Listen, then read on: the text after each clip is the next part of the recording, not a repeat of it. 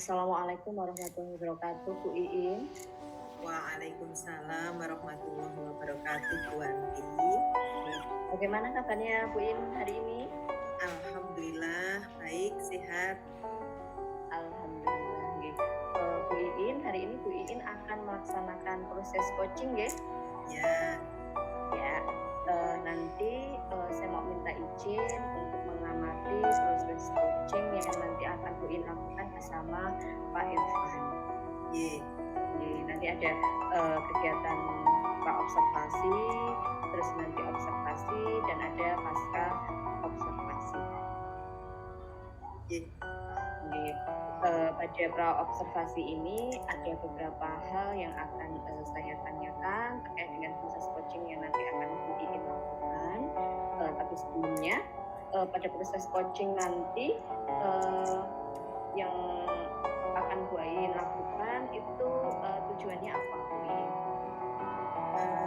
Tujuannya nanti menggali potensi-potensi dari coaching dan meningkatkan kompetensi saya sebagai coach. Jadi meningkatkan kompetensi Bu Iin sebagai coach, oke? Kompetensi yang ada pada coach itu ada apa saja ya, Bu Iin? Ada 3, Bu. Ya, Pertama adalah kehadiran penuh, kehadiran penuh, mendengarkan aktif, dan ya. mengajukan pertanyaan berbobot. Ada 3 kompetensi inti pada proses coaching. Menurut Bu Iin, dari ketiga kompetensi inti itu apa yang paling Bu Iin kuasai? Yang paling saya kuasai menurut saya adalah kehadiran penuh. Insya Allah saya berupaya untuk hadir penuh ketika melaksanakan coaching. Berarti yang paling dikuasai adalah kehadiran penuh, berarti ada 2, yaitu mendengarkan aktif dan mengajukan pertanyaan berbobot. Menurut Bu Iin, kompetensi kedua itu belum Bu Iin miliki penuhnya, nggih? Nah, kalau menurut Bu Iin, dari proses coaching nanti yang akan ditingkatkan dari 2 itu, Bu Iin mau meningkatkan kompetensi yang mana? Saya ingin meningkatkan kompetensi mendengarkan aktif, Bu. Karena menurut saya itu sering ketika seseorang berbicara itu dalam diri saya sudah ada beberapa hal yang sering ingin saya tanyakan tanpa saya harus mendengarkan penjelasan lebih lanjut. Nah, ini yang perlu saya tekan, saya kurangi agar saya bisa memaksimalkan dalam pelaksanaan coaching. Oh begitu. Kalau dalam angka 1 sampai 10, kompetensi mendengarkan aktif saat ini itu Bu Iin di angka yang nomor berapa? Kalau menurut saya 7, Bu. Di angka 7. Di nomor 7, terus nanti setelah proses coaching ini harapannya Bu Iin bisa meningkatkan mendengarkan secara aktif itu di angka nomor berapa? Paling tidak ya 9. Kalau bisa 10 alhamdulillah, tapi paling tidak ya 9 bisa saya dapatkan. Semoga nanti dari proses coaching harapannya Bu Iin untuk bisa mendengarkan aktif dari angka 7 menjadi angka 9 dapat terpenuhi, begitu nggih? Sebelumnya juga saya akan membagikan rubrik penilaian terkait dengan proses coaching nanti. Yang akan kita gunakan adalah dengan menggunakan alur filter. Bu Iin sudah mempelajari tentang alur filter itu sendiri? Insya Allah sudah. Jadi nanti yang akan kita nilai adalah yang pertama runtutannya ada tujuan, yang kedua ada identifikasi masalah, terus yang ketiga adalah rencana aksi, dan yang terakhir adalah tanggung jawab. Semoga nanti di proses coachingnya alur ceritanya nampak dan sudah sesuai mulai dari tahapan yang pertama sampai tahapan yang keempat. Ya, mudah-mudahan. Itu saja untuk yang observasi. Izinkan saya nanti mengamati proses coaching yang akan Bu Iin lakukan, dan saya akan mencatat hal-hal apa saja yang nanti terjadi pada proses coaching. Sebelum nanti Bu Iin memulai proses coaching, harapannya atau apa saja yang Bu Iin inginkan untuk saya nilai, gitu Bu Iin. Semoga nanti ketika proses coaching alur tirta dapat berjalan dengan baik, terus kompetensi yang ingin saya tingkatkan bisa meningkat, sehingga saya bisa menggali potensi-potensi yang dimiliki oleh coaching. Dengan mendengarkan aktif, saya bisa menggali potensi-potensi yang dimiliki oleh coaching. Begitu. Semoga nanti harapannya Bu Iin dapat tercapai. Selebihnya monggo silahkan lakukan proses coaching bersama dengan Pak Irfan. Yeah.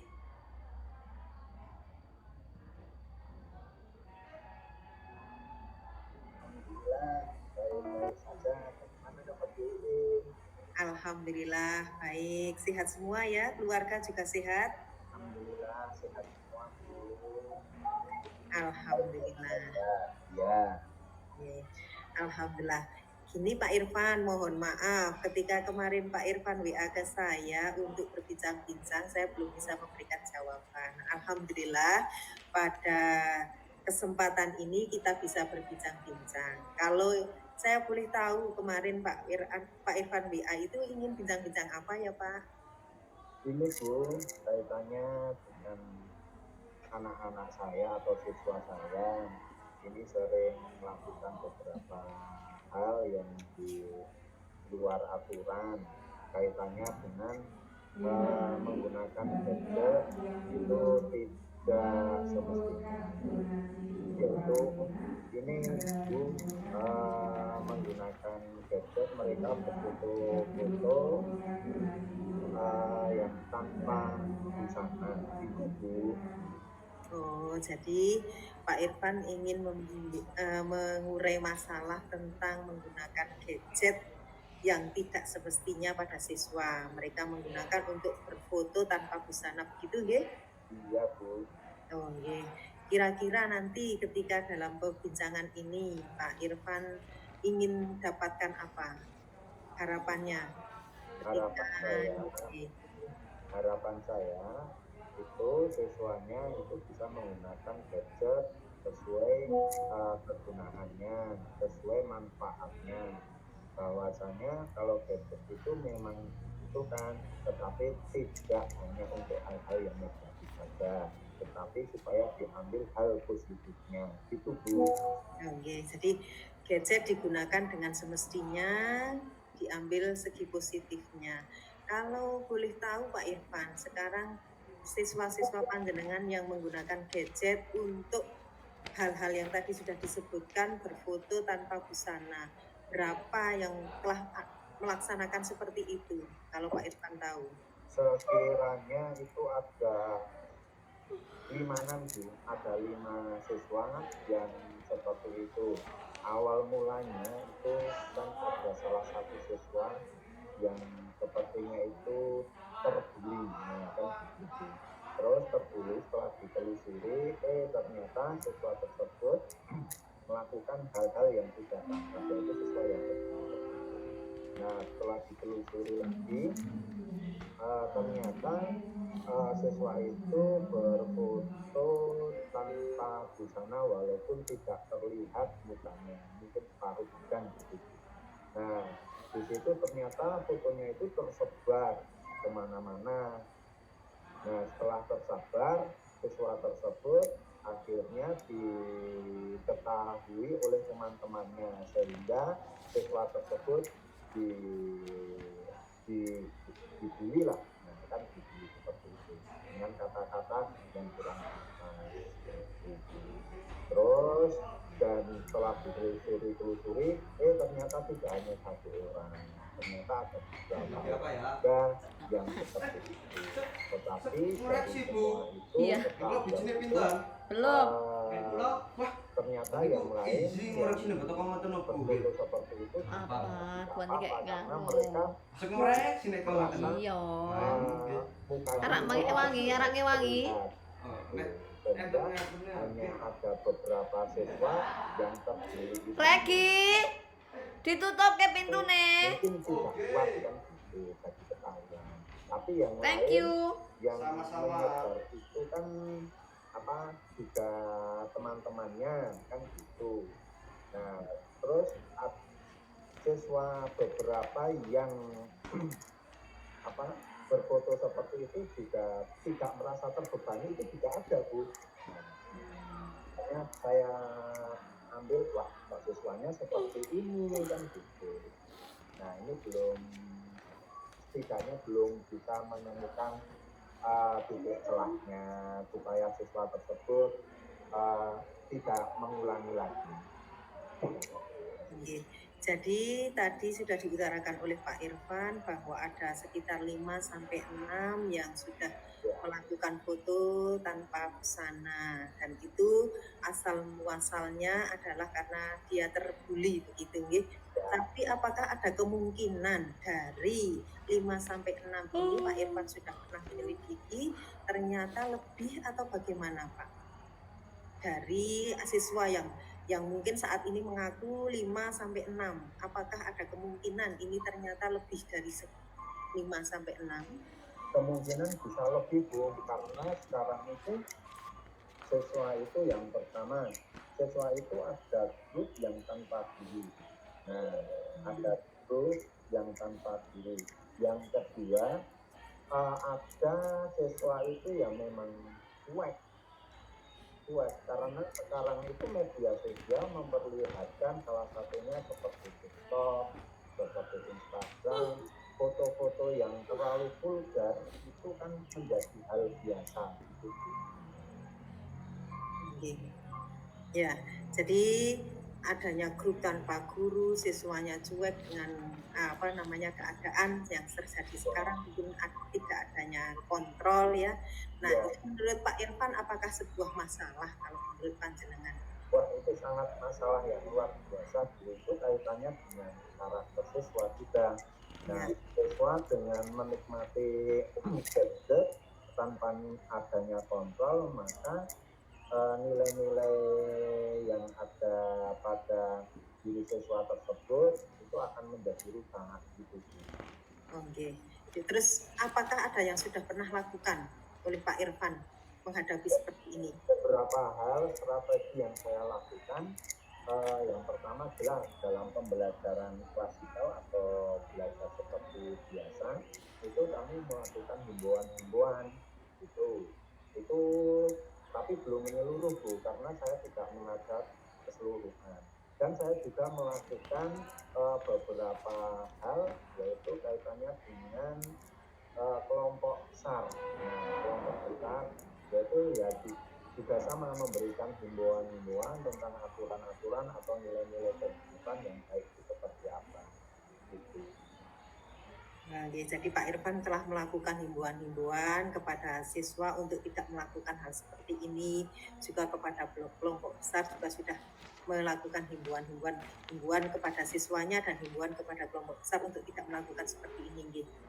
Tapi ketika melaksanakan seperti itu, tentu saja Pak Irfan punya hambatan dan tantangan. Sebelum ke hambatan dan tantangan, kira-kira kalau tadi yang dilakukan oleh Pak Irfan itu kok masih ada anak yang melakukan, rencana apa yang akan dilakukan Pak Irfan ke depan?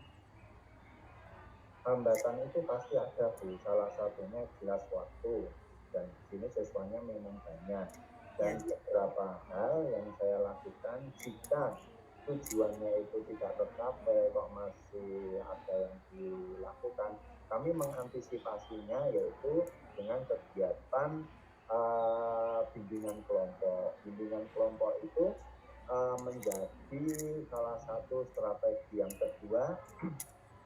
Kalau siswa itu melakukan lagi, maka siswa yang bersangkutan ini berarti tidak semuanya Bu, yang hanya bersangkutan akan saya bina. Nah, dan akan saya panggil dan menjadi kelompok hanya orang-orang tertentu yang berkaitan dengan masalah-masalah tersebut. Itu Bu. Oke, jadi Pak Irfan akan melaksanakan rencana dengan bimbingan kelompok dan juga pembinaan kepada siswi yang melaksanakan hal tersebut. Tentu dalam melaksanakan hal tersebut Pak Irfan tidak sendiri. Kira-kira siapa yang bisa membantu Pak Irfan dalam melaksanakan rencana tersebut? Ada beberapa teman dan ada beberapa siswa yang juga turut membantu saya. Jelas saya yang pertama adalah kepala sekolah, karena kepala sekolah itu sebagai penanggung jawab dari semua kegiatan. Terus untuk yang kedua, ada teman saya yaitu teman sejawat yang selalu membantu saya dan memberikan ide-ide atau gagasan. Terus yang ketiga yaitu tak lupa kami harus berkolaborasi dengan kesiswaan. Nah, karena kesiswaan itu berkaitan dengan kedisiplinan siswa dan juga aturan-aturan yang berada di SMP saya.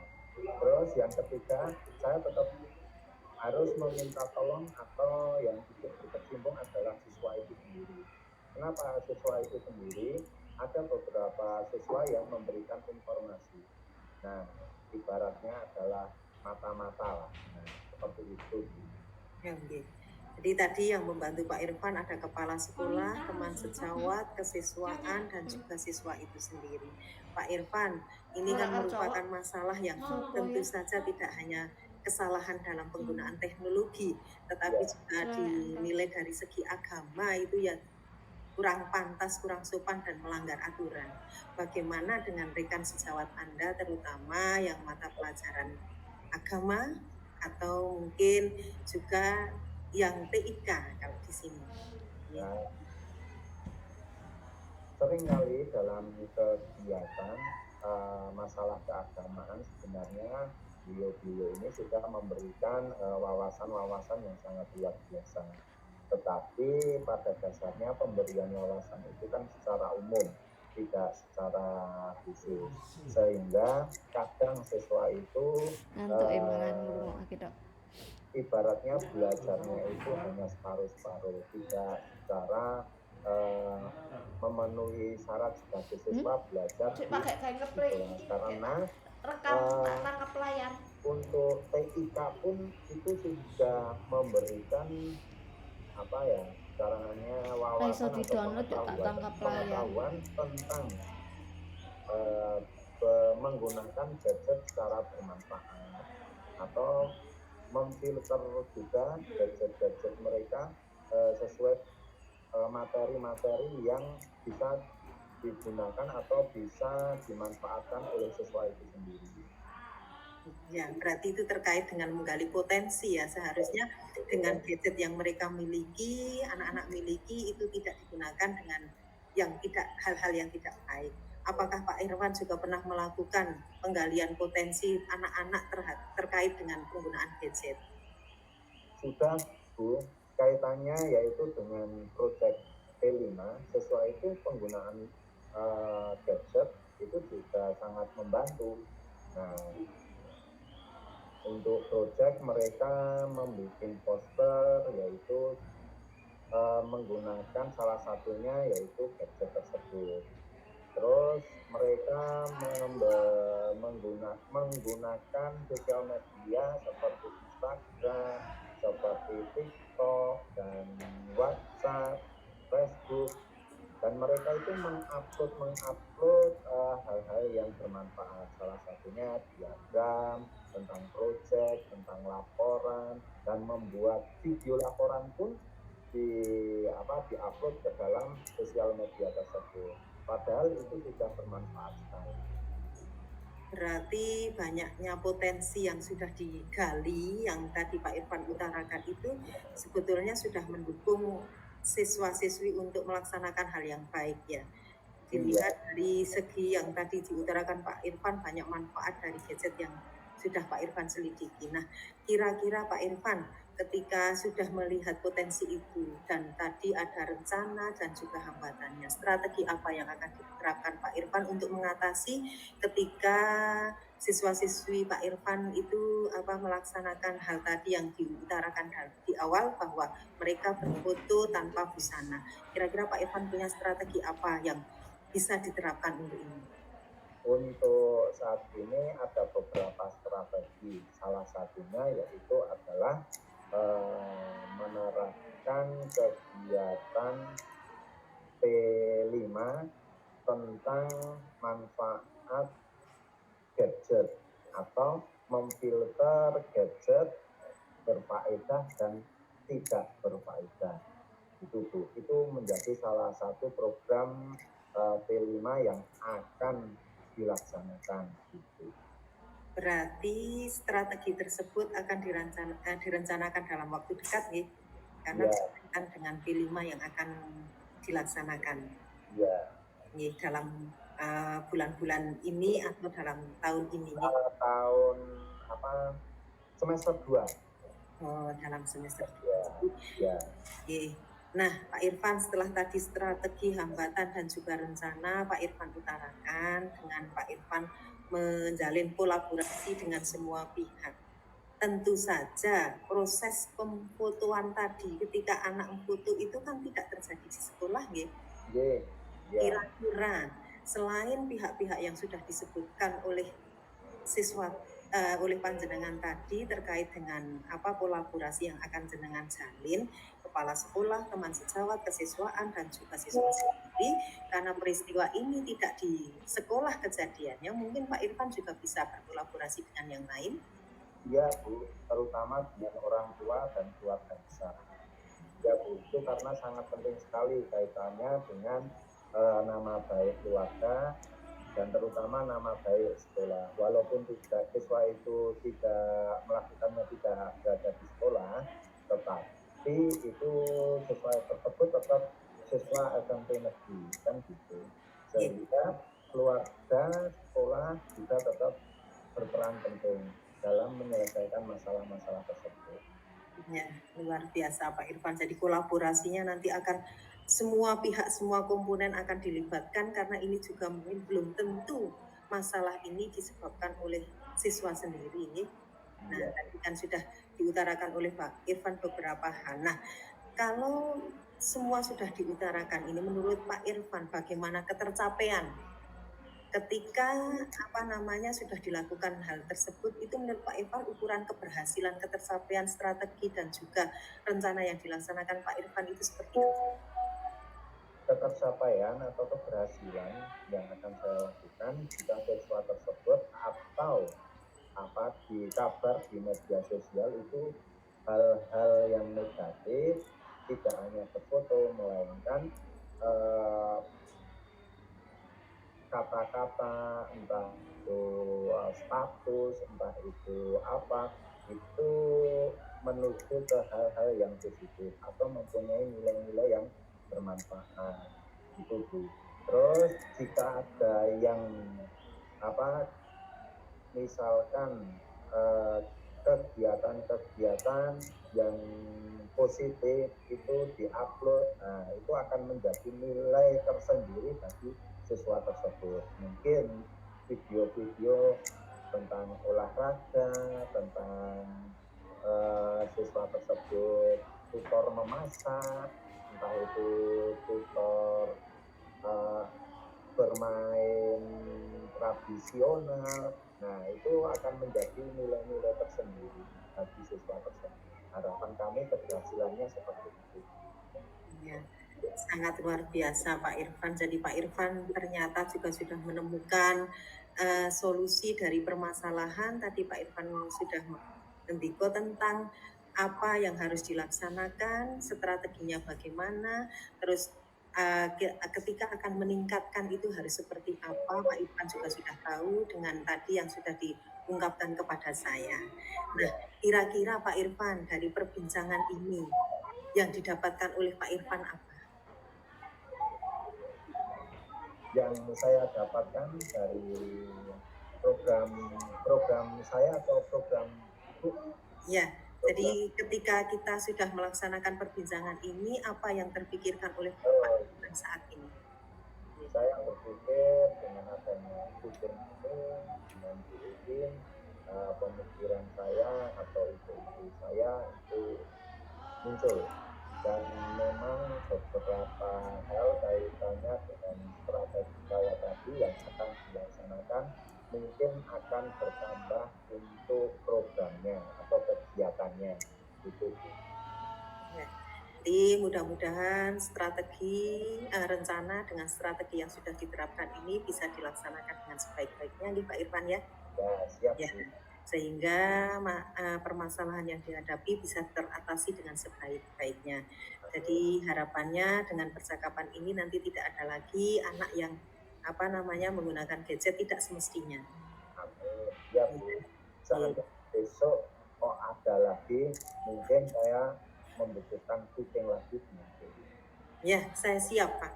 Mungkin dalam seminggu 2 minggu nanti kalau misalnya kita akan adakan percakapan lagi, saya akan tanyakan bagaimana perkembangan dari rencana-rencana yang sudah dilaksanakan oleh Pak Irfan beserta strateginya, apakah yang sudah diungkapkan itu bisa dilaksanakan dengan sebaik-baiknya, apakah ada hambatan lain selain hambatan yang tadi sudah diungkapkan kepada saya. Gitu nih Pak Irfan. Siap Bu. Jadi mudah-mudahan perbincangan kali ini bermanfaat sehingga apa yang terjadi dan itu tidak baik, belum baik, bisa diperbaiki dengan sebaik-baiknya. Ya. Oke. Terima kasih Pak Irfan atas percakapan hari ini. Semoga bermanfaat untuk panjenengan dan juga saya. Ya, terima kasih Bu In yang telah menemani kami yang untuk kegiatan besok semoga saja dengan wawasan atau penggalian ide-ide Bu In bisa bermanfaat bagi kami juga. Terima kasih semuanya. Sama-sama Pak Irfan, saya akhiri. Assalamualaikum warahmatullahi wabarakatuh. Waalaikumsalam warahmatullahi wabarakatuh.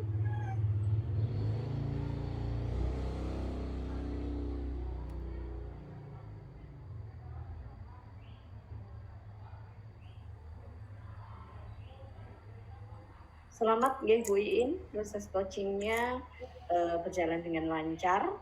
Ya Bu Anti. Nggih. Apa yang Bu Iin rasakan atau dari proses coaching tadi? Ya, saya belajar bersabar.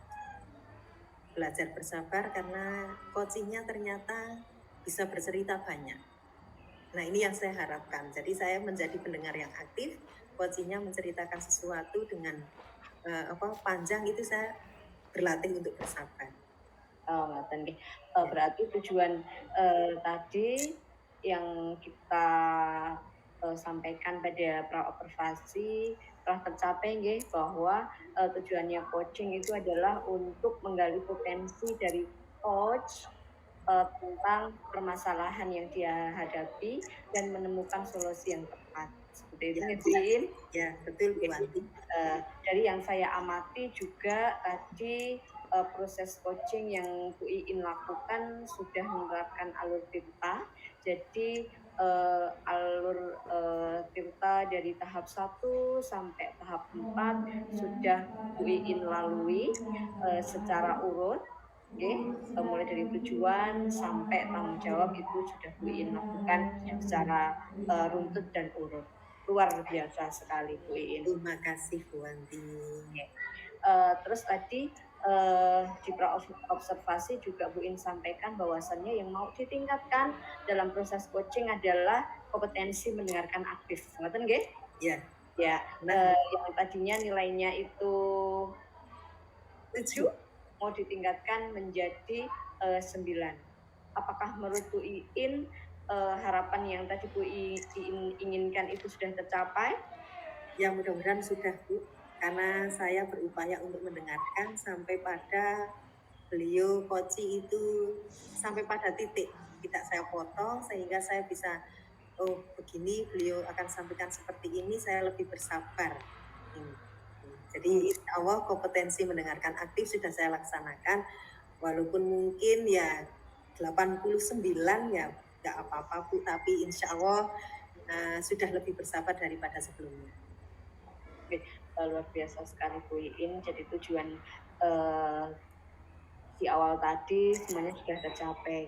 Tapi ada beberapa yang mungkin dari hasil yang saya amati ada sedikit masukan ya Bu Iin ya. Monggo.